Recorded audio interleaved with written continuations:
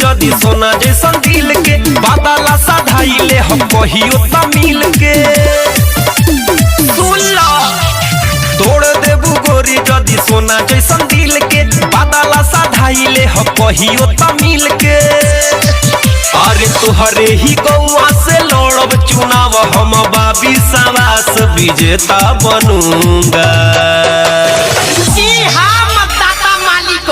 Gram panchayat राज प्रेमपुर से प्रेम करने वाला एक प्रेमी मुखिया उम्मीदवार भोजपुरी के जाने माने सुपरस्टार कलाकार अमित पटेल को अपना कीमती वोट देकर विजयी बनावे और सबके दिलों का चहेता बनूंगा। तोरा चाहत में पगला के नेता बनूंगा। हाँ सबके दिलों का चहेता बनूंगा। तोरा प्यार में पगला के नेता बनूंगा। जीतेगा भाई जीतेगा टूटल दिल जीतेगा। डीजे विकास रीगा सीतामढ़ी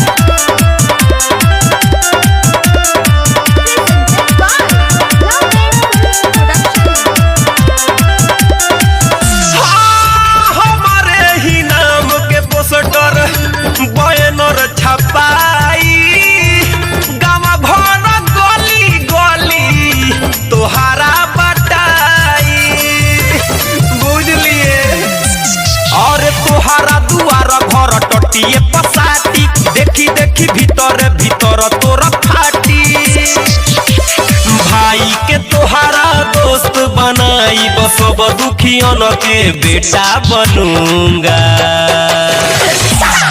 इनके जैसा सुयोग्य कर्मठ और दुधारू ना सॉरी गलती आ गई हाँ जुझारू नेता आपको कहीं नहीं मिलेगा तो कृपया इनको ही देकर जिताए मने वोट और सबके दिलों का चहेता बनूंगा।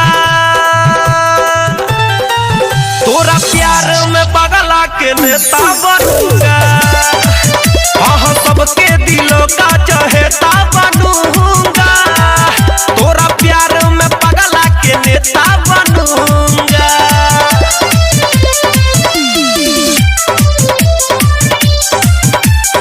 म्यूजिक बाय विकेश भोजपुरिया। आप सुन रहे हैं अमित पटेल की आवाज में। हम सभा के आयोजन होई रोजाना अमित के संगे होई है परदीप दीवाना। भले लाग जाओ चाहे के तनो भी खराचा घरे घरे सुन होई हमरे ही चर्चा।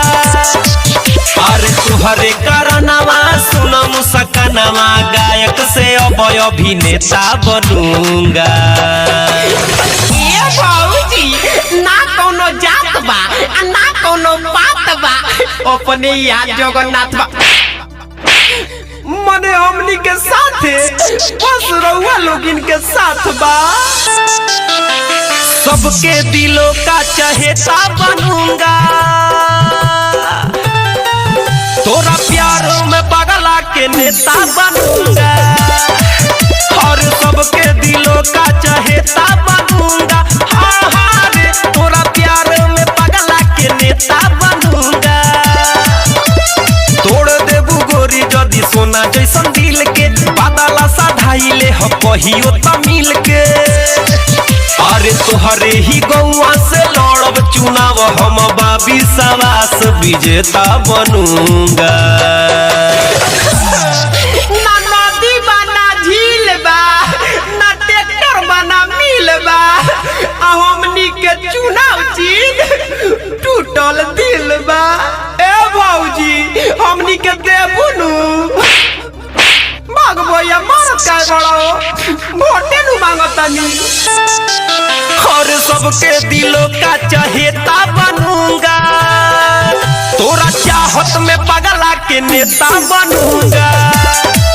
हाँ सबके दिलों का चहेता बनूंगा।